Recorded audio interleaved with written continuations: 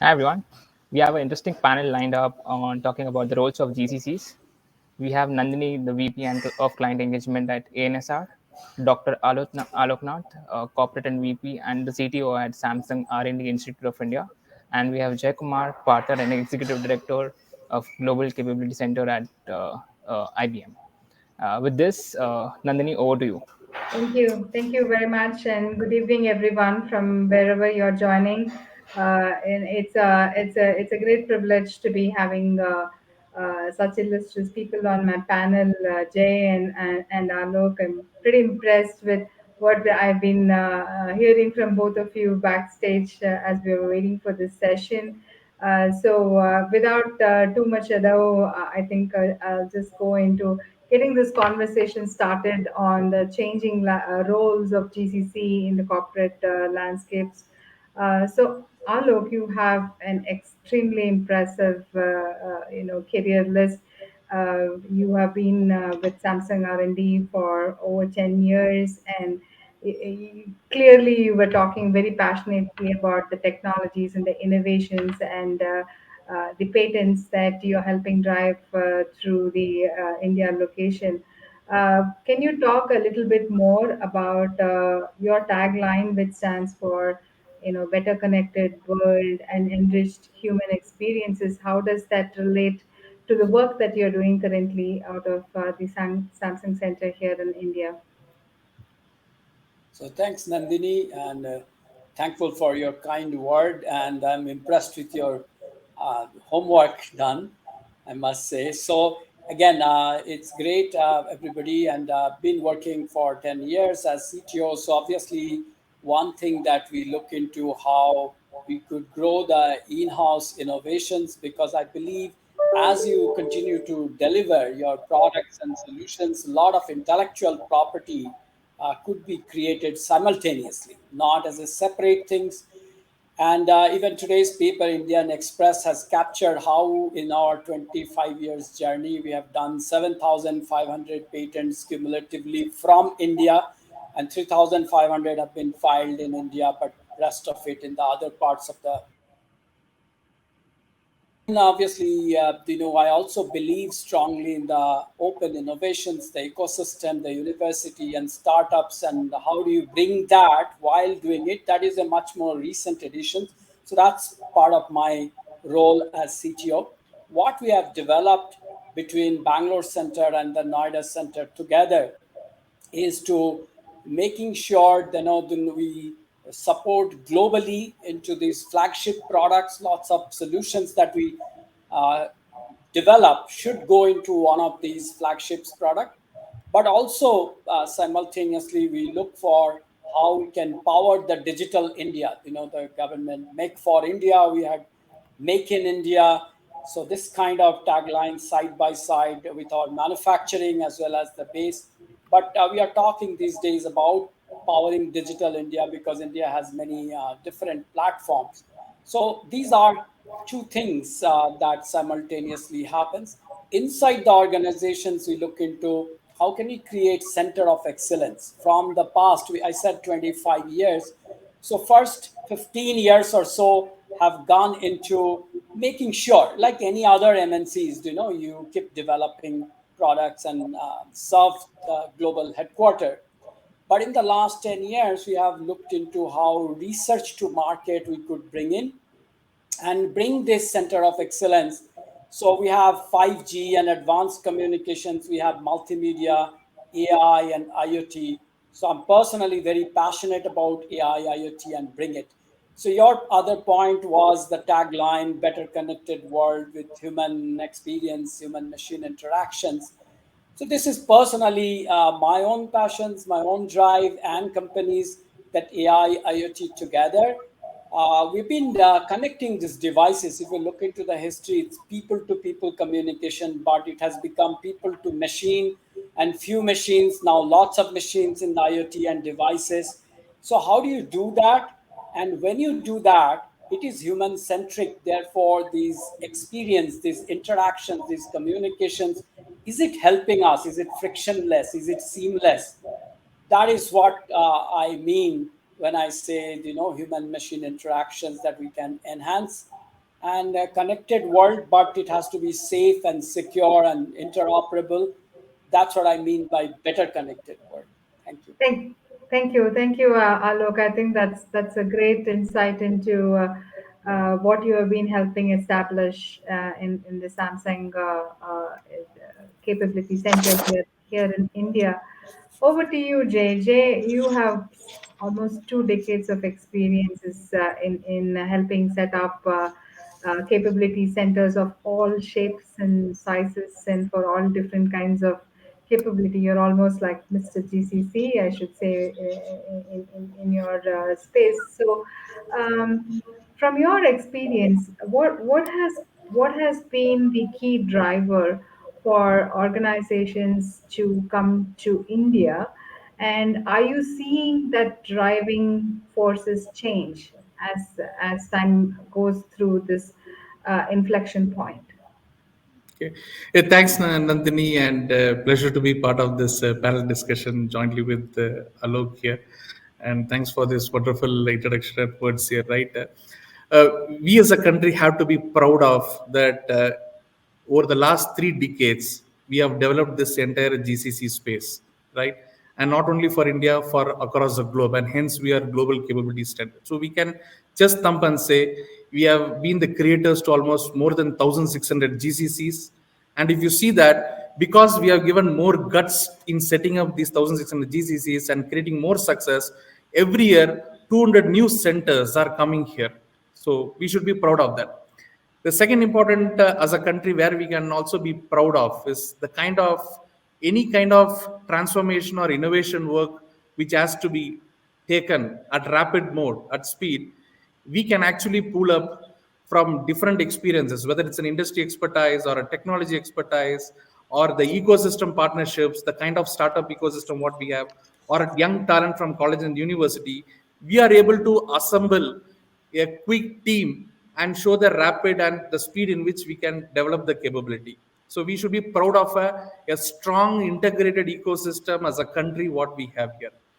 The third important area of what I would say that in terms of our differentiation as a country here in India is that the kind of business impact and ownership we can take up from the GCCs and deliver to the headquarters or to the group entities, right? Whether in terms of building competitive advantage, like Alok spoke about the tagline here, right?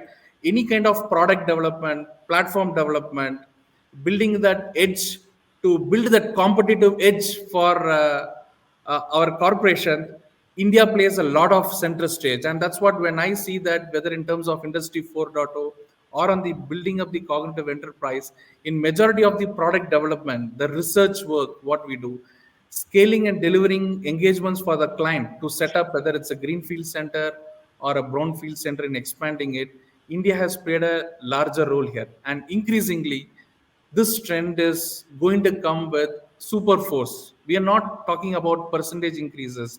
We're talking about multiplying more and more centers coming here in India, and more of GCCs are going to be born out of here because of the richness of the ecosystems what we have, governmental initiatives what we have, and the kind of confidence which you have given to the whole world that we can develop enterprise grade global solutions and products from here.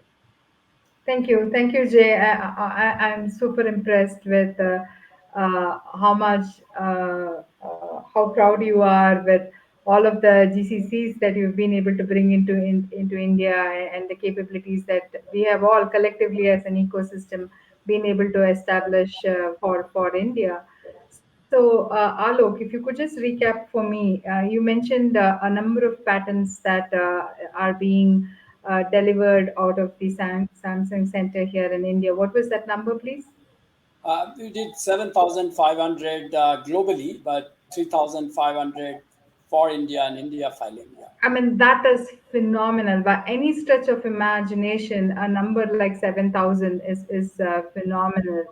So, what I would like to ask you, Alok, is, how do you move the GCC leadership thinking and scale and capability away from the typical cost arbitrage and talent story, which is, of course, like a hygiene factor of why GCCs originated in India. How do you move that storyline from what is now a basic requisite to developing the GCC mandate to something as powerful as being able to deliver 7,000 plus patents globally?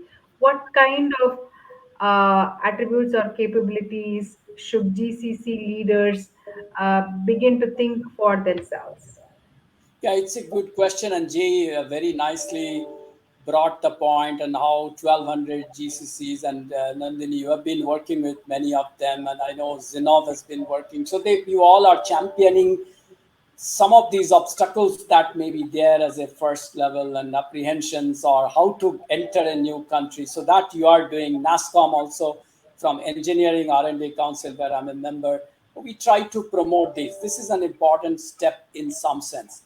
But coming to your question, I mean, and little bit, if I go back to history, 1985, lots of companies came gradually, but TI and many others, that's the start of our whole this journey.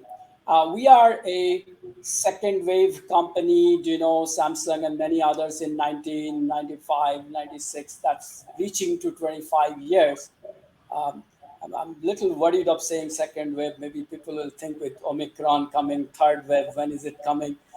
Let's say second generations of the companies, and many others have been coming now with third and fourth generations, and they are in a hurry, and they are tapping the ecosystems because they know they have come late, but they want to also grow and make impact. So that's a chronological part of it. Now coming to your question of cost, has been one dimension for which people have come, and that's natural. And over time, we have created as a country many different dimensions. And this is the interesting part.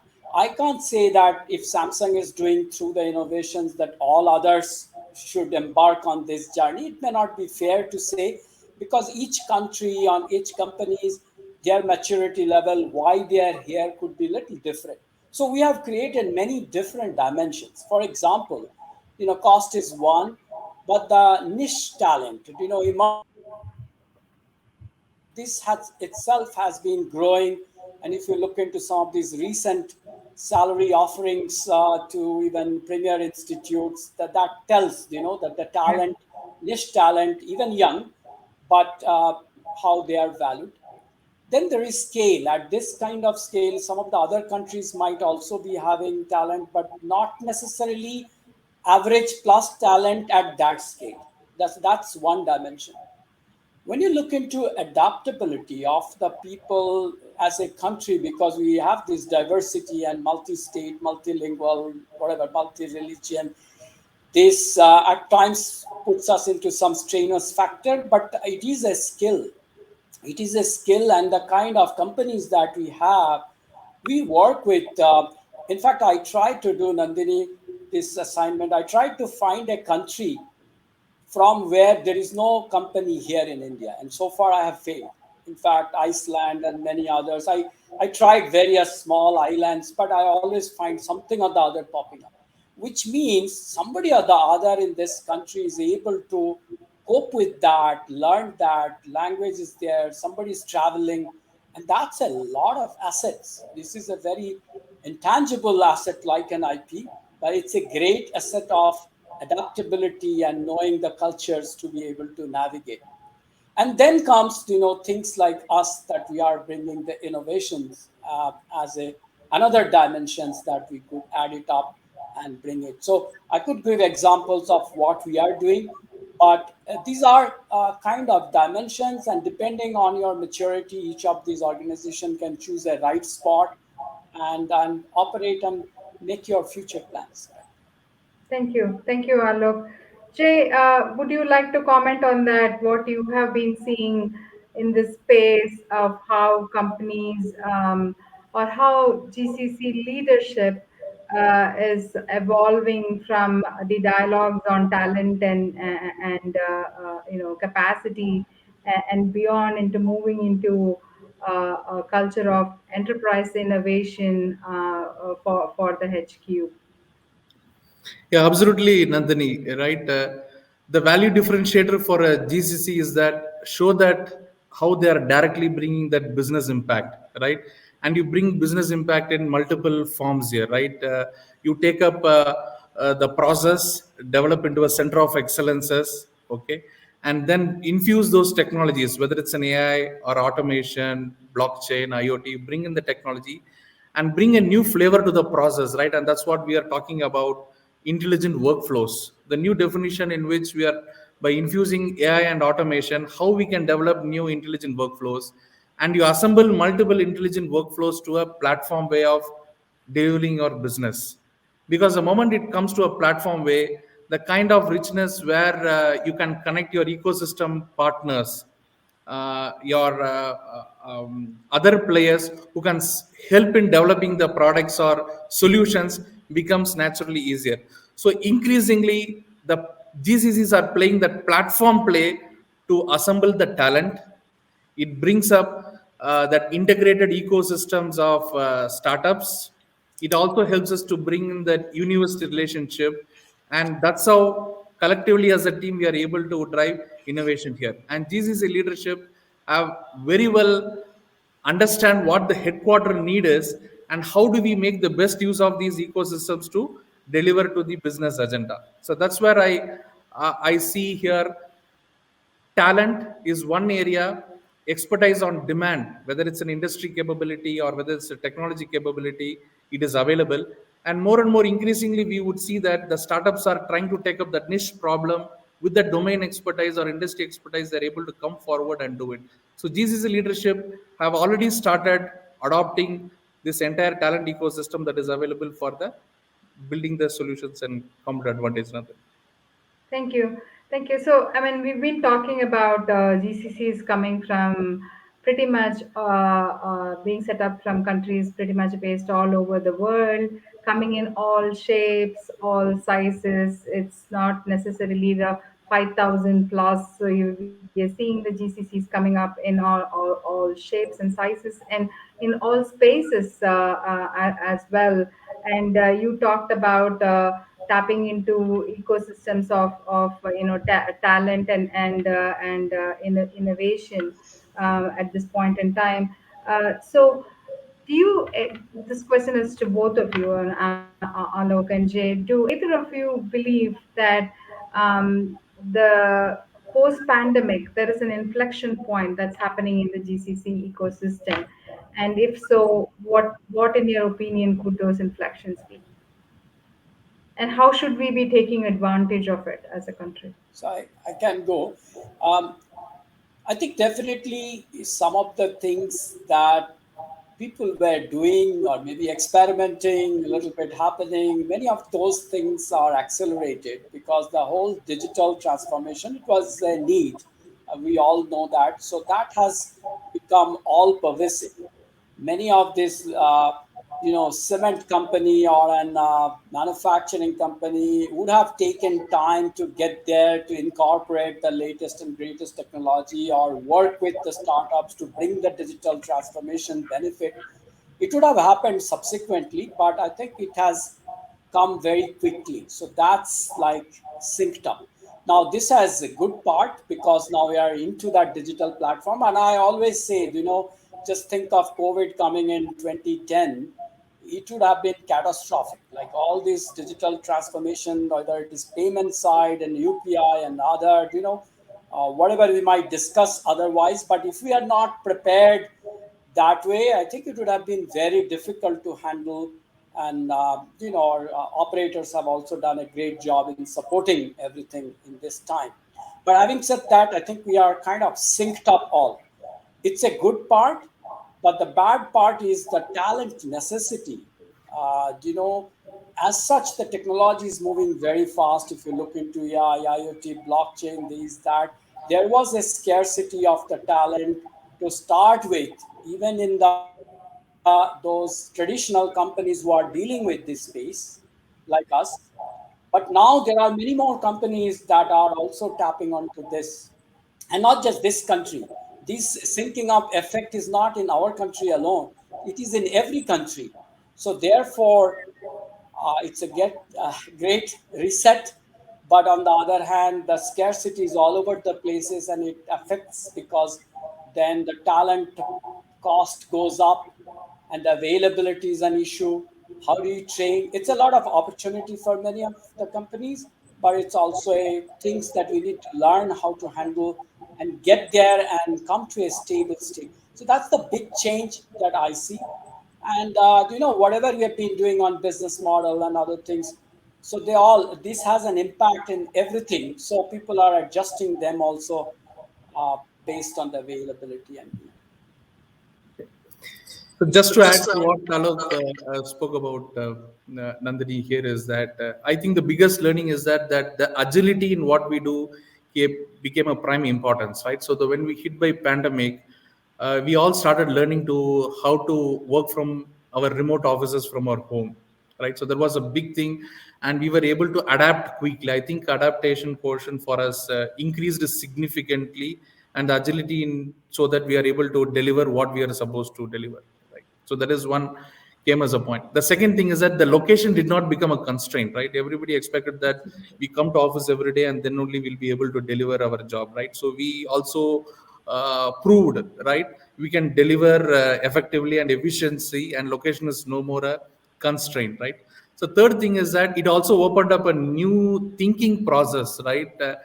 As long as we are able to get expertise, irrespective of the location, we should be able to deliver our jobs well successfully. I think these are some of the areas where I strongly believe, right? And increasingly, this has given a lot more newer ideas to also expand our ecosystems successfully to achieve the business outcome what we are supposed to do.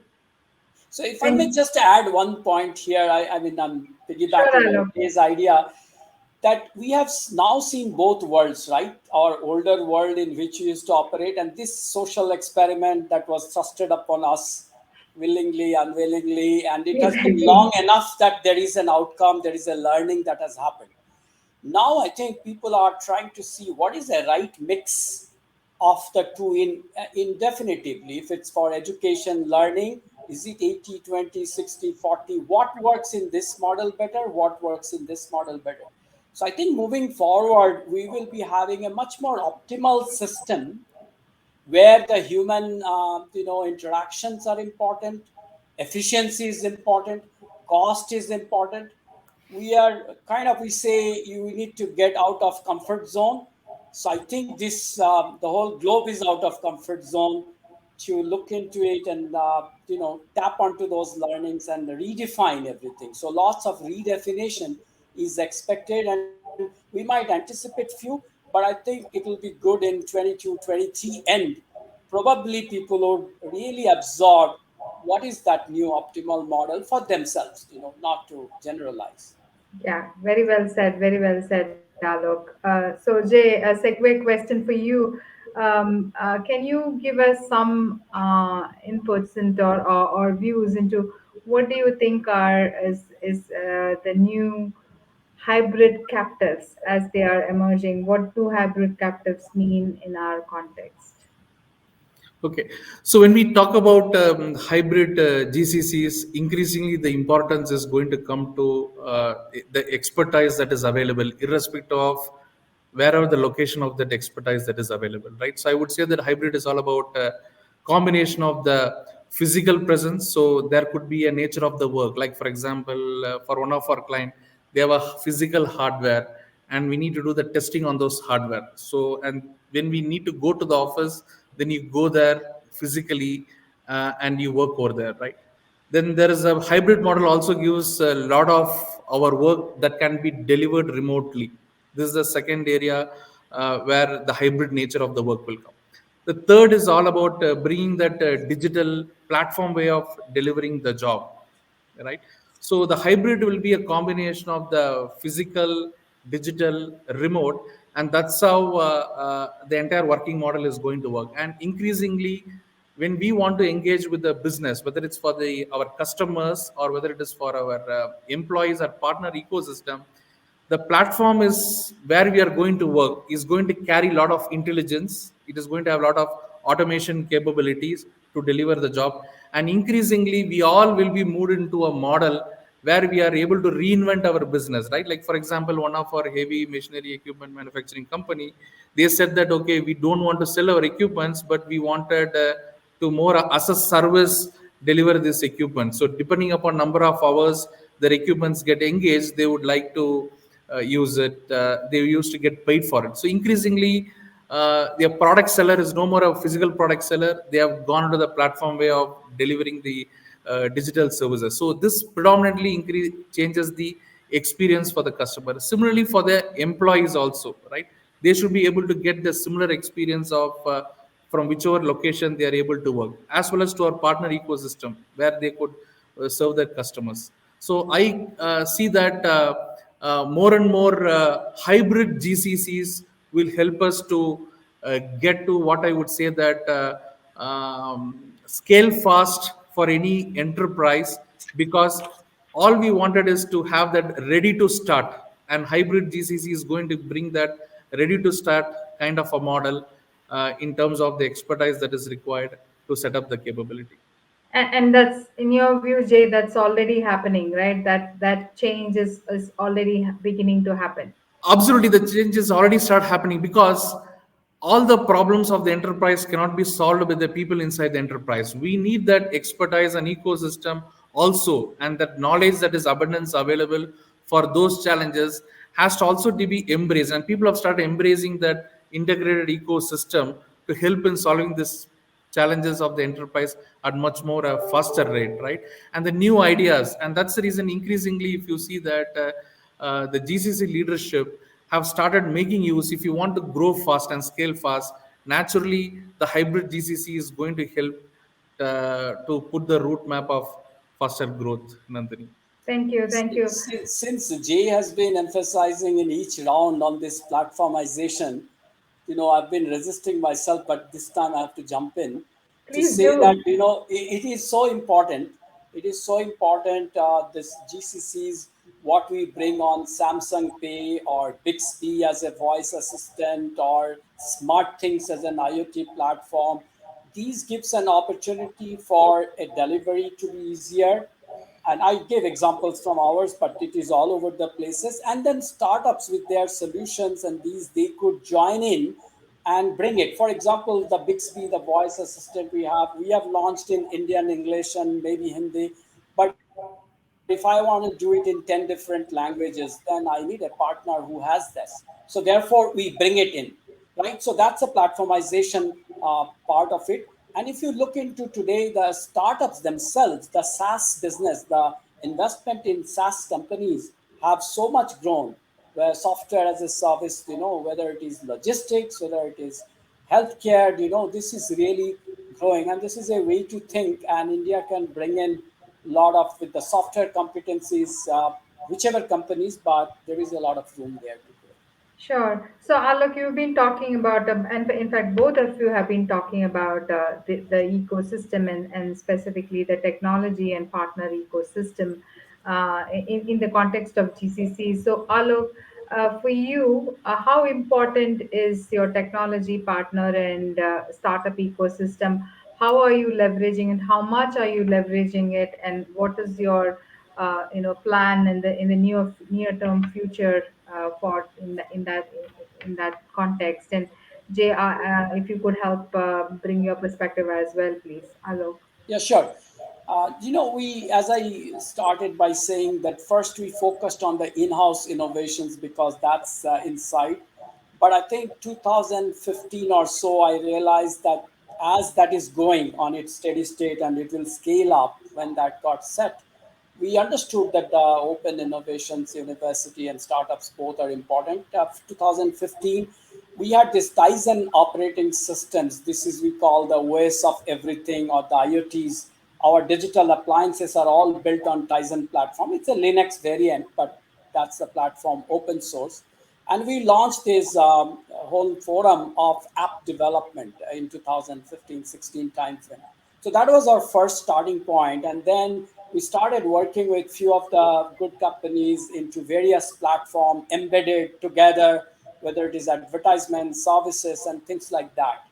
And then 3 years back, I realized that we have to make it much more strategic. And we have Samsung Ventures globally. So they have been investing on their own financially, but why not some strategic investment? So we announced a fund and we started doing it. We are happy to say that more than a dozen companies that we have invested, and many others are in the funnel or partnership mode.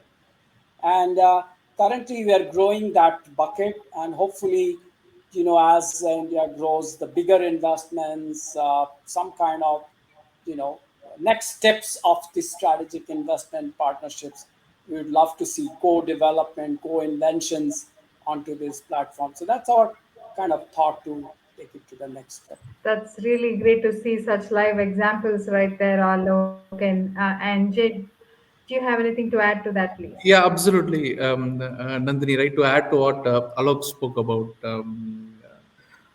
we in IBM, what we started doing is that we started creating that startup culture in terms of setting up garages, right? And that is how we wanted to thrive innovation, and it is also open.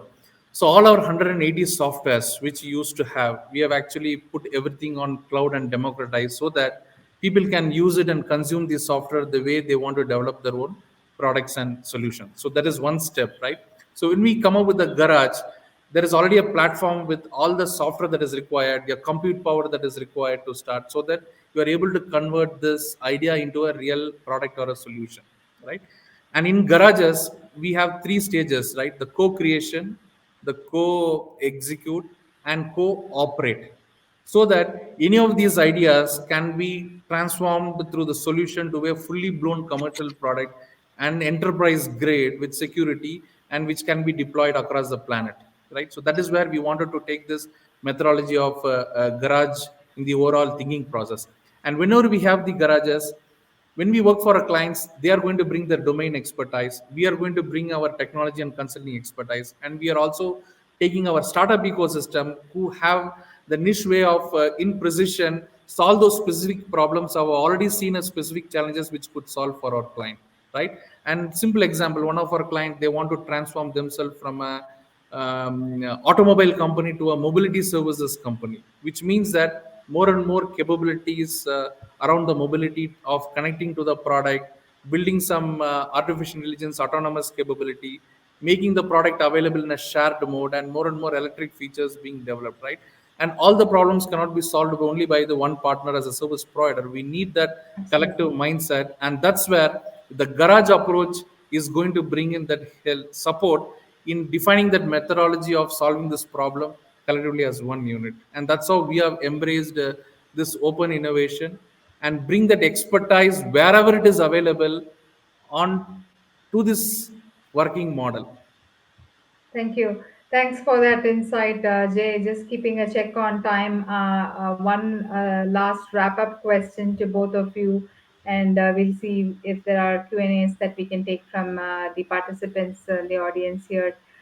So, with your Jay, with your unique experience of helping several organizations set up their GCCs here in India, and Alok, with your deep expertise in helping set up and grow this center for Samsung here in India, what would be some of the top two or three advices that you would like to leave for those companies whose GCCs are still nascent in India or just in the process of getting set up in India? What would be your two or three key advices, please? Okay, I could say that, as I stated earlier, that there are multiple dimensions that are emerging. There is a cost factor, there is an innovation factor, scale, talent, market. All of them are interesting in India now, right? Adaptability that I mentioned. Whoever is coming, whichever state, if you are new, you should understand well what is your driver, and let the cost be not the only driver. It can be one of the drivers, but let's mix up with one additional driver. If I could suggest, whatever it is for you in the global context, because they have their other centers in other countries, so you have to put it in this context. What's the kind of duration in which you want to achieve? Some would be very fast moving because they are late entrant and therefore they have to catch up. Some wants to set it up, but may take time, and they want to be in India, but they have other centers to do. So you should see your pace and the driver. These are two things. And if you have a little bit matured up, then the COE model, not necessarily in the past, people have done one way, task way, and then they converted it to COE. But even if you are new, you can start doing it in the center of excellence, that you want to build one of these expertise in India, automotive part of it, or an specific products that is not there and India has it. So with a broader landscape being available, understand it, and then give bit more empowerment and a business lead, even if it's possible, where India has a market, but the similar products, if we build here, we could also take it up in other countries. So you can skip some of the steps and focus like a COE or like a business unit, or like a very powering digital India that we talked about. Have some broader themes behind it, skip some of the steps and get there quickly, right? Thank you. So just to add, Nandini, to what Alok said, right?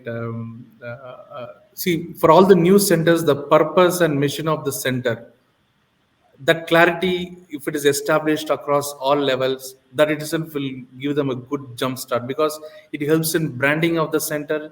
It helps us to attract the talent, and they would also very clearly know about what this center should be known for, right? And constantly keep I would say that updating every 6 months with a checkpoint to see that how do we make the progress about these new centers. The second thing is that the center always want to expand. They may start as an R&D center, but they want to expand into a multifunction in terms of whether IT or a process. Or someone would have started with a process center, but they would like to bring in more technology center of excellence, innovation, R&D, patent, everything, right? So I think as long as the expansion program is well carved out within the center also as part of the roadmap, that also will, I would say, that add up more energy and motivation to the center in terms of how do we best make use of the ecosystem that is available for the center growth. Thank you. Thank you so much for all that deep voice of experience and your great insights. I can just see one question there, which I will quickly pose to you, Jay. So, should India origin service providers be worried about the GCC uptake that's happening right now? I think we should not be worried about, because it's, I see that there is an opportunity to expand with GCCs coming, right? And sometimes we may need to see, I would say that a client as a whole or the organization as a whole, irrespective of where it is being present. So I am telling that we should not worry about this. We should see as a whole, and the moment we think about expansion and future opportunity that is coming, it is going to anyway add up value. Thank you. Thank you very much for that question, Jay. And I think we are right on dot on the time. So with that, I would like to thank both of you for bringing your whole authentic selves to these discussions and engaging in a very very enriching conversation. Thank you both very much for your time. Thanks, Nandini. Thank you. Great. Thank you. Pleasure connecting. Thank you. Thank you, Pleasure. Nandini. Thank you, Zay, and thank you, Dr. Aloknath. Great having you guys here and share your insights. Thank you, Thank everyone. you. It Thank has you been a very much. pleasure. Thank you. I appreciate it. Thank you.